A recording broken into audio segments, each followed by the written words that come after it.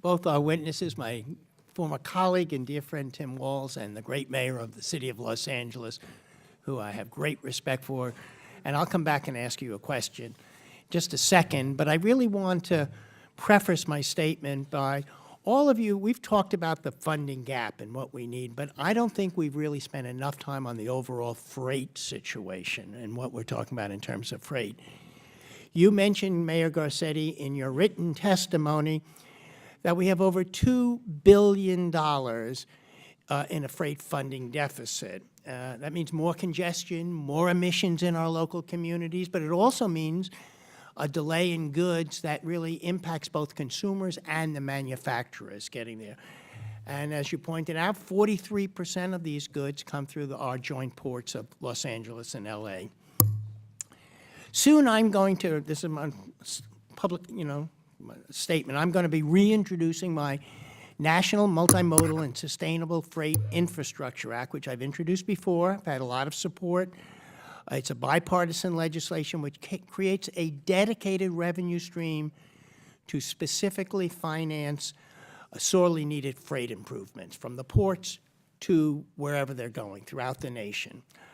And so I really think in part of it's important because, as have been pointed out by all of you, we're not going to have a single funding source, but the federal government needs to come up with creative sources, and I think creatively also in terms of targeting certain needs and making sure that those, as we've learned with the highway gas tax, that we protect those monies. Especially, I want to point out, I want to thank the chair and also Representative Chair DeFazio, Representative Napolitano, who is the chair of our Water Resources Subcommittee, for their leadership in making sure that we spend all the harbor maintenance fund, and also that we then also begin to look at the relationship between the donor ports and the other ports. I think those are, because as we pointed out, ports across the country, as my colleague Mr. Payne has pointed out, need to build the infrastructure that connects the maritime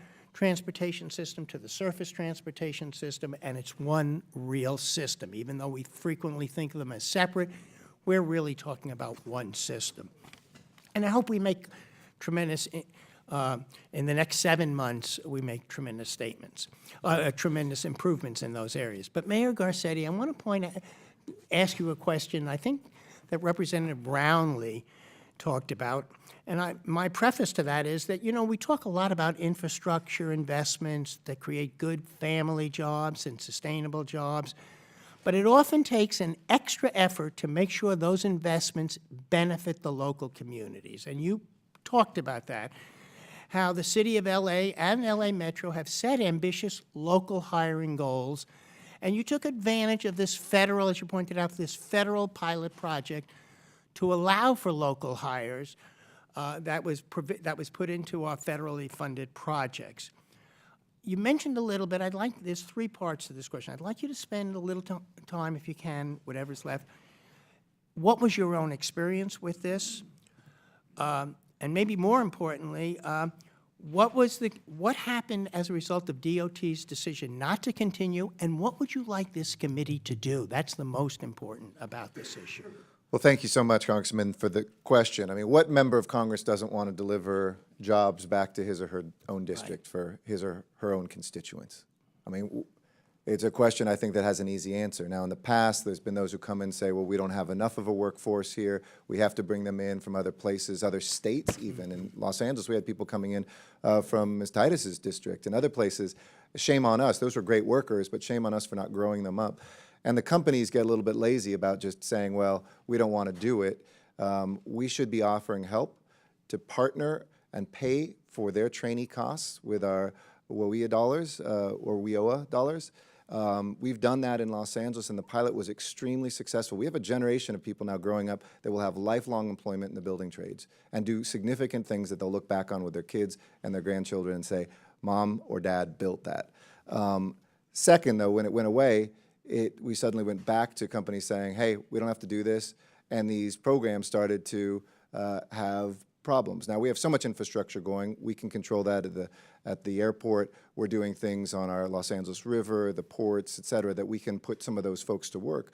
But I think it would be a real legacy of this committee and of this Congress to say, not only are we going to put that in place, we're going to think through how training occurs, work with our community colleges, work with our unions and our trades to be able to put that forward.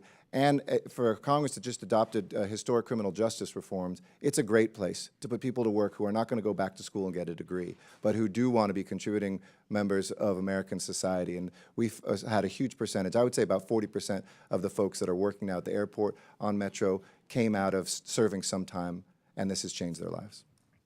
Thank you, and I yield back. Thank you.